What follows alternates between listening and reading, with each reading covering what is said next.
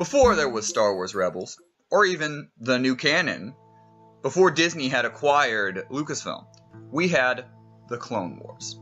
And it took many of the ideas, even characters, from the pages of the legends, the stories from the legends, the novels, the video games, and different things, and brought them to life on the screen. And we got to watch them. So today, we're going to do our top 5. Greetings, I am Darth Shawn, and these will be my top 5 Clone Wars characters. Now, my only stipulation on this countdown is I'm not going to include major characters that cross over from the film to the Clone Wars. These are characters that made their debut or had their character actually brought out in the Clone Wars. So, no Anakin, no Obi-Wan, no Yoda, no Count Dooku, no Darth Maul, no Boba Fett, and etc. So, let's do this top 5. Captain Rex. One of the hardest things that the Clone Wars had to do was to make the clones feel individual. And what Dave Filoni and crew in the Clone Wars did was just a fantastic job of creating different individual unique clones. And the most unique, the most individual, and the biggest was Captain Rex, as he led different teams, as he fought with the Jedi side by side, and was a great tactician and a friend. We got to see so much of him and enjoy just the growth that he had through the seasons. And being such a great character, it was awesome to see when he returned in Star Wars Rebels, and that's what makes him number 5. Now I'm cheating a little bit here at number 4, as I picked 3, but I picked the ones from the Force family in the Mortis trilogy. What makes them such interesting and just great all-around characters, even though they're only in 3 episodes, is that they really truly exemplify the Force. The light versus the dark. The balance that is needed. That passion that comes from using the Force can be both good and bad.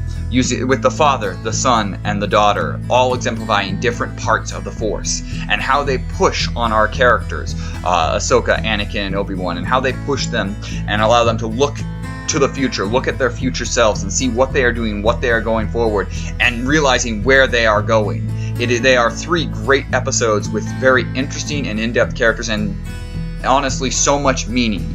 These episodes are deep, dark, and these characters just bring it out better than anything that honestly maybe is in the Clone Wars. If they had been bigger characters, I might have thrown them a little higher up on this list, but anyone that has watched the Clone Wars know this trilogy and these characters really truly are unique and one of a kind, and really fill this universe in a very different way. Asajj Ventress. Ventress was one of the first really strong females we got in the Clone Wars, and the first of many that we get throughout the Filoni era. She is strong, able to go toe-to-toe with any Jedi, but also has a lot of substance to her thanks to a deep and dark backstory. She's gone through a lot of pain and hurt, and that, as the audience, allows us to feel for her in so many ways. She could have been kind of ridiculous and over the top, but I think they did her perfectly. She uses her sexuality to her advantage. She flirts with Obi-Wan. She is incredibly sexy character, but the look is not always what we would consider incredibly sexy, and I think that's the great balance they did for her as a character. And it was kind of sad how her ending in the show felt really open-ended because of the way it was canceled, so it was always great that she got a great, satisfying and fulfilling ending through the novel Dark Disciple, which is really good, and you should definitely check it out. Ahsoka Tano. Now, my first introduction to Ahsoka was in that terrible Clone Wars movie, and she annoyed me in that movie to nobody's business.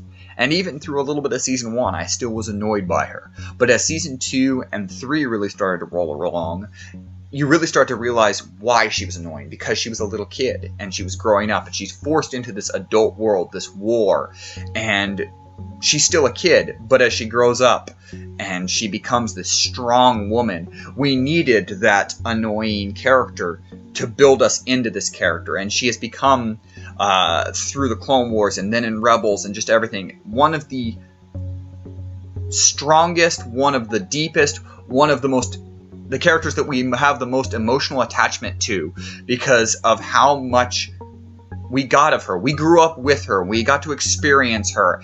And it was amazing what Dave Filoni and crew did with her character. Ashley Eckstein, supplying the voice for all the time, does a fantastic job. And as a whole, this is just one of the best characters the Star Wars universe has brought out because of it, because of the depth, because of everything. And she has been just a wonderful character to see throughout all of it.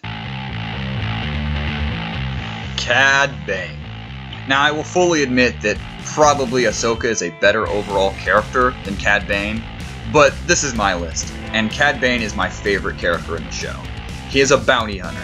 He is cool. He outsmarts Jedis. He fights Jedis. He steals holocrons. He breaks people out of jail. He murders people.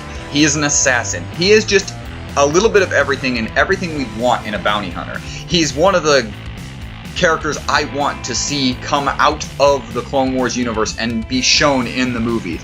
He is such a cool character and has a lot of just interesting depth and just his willingness to do whatever it takes to finish the job.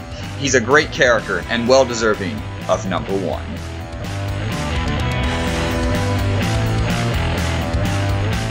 Thanks for watching, guys. Let me know how wrong I am on this list in the comments below. And may the Force be with you, always.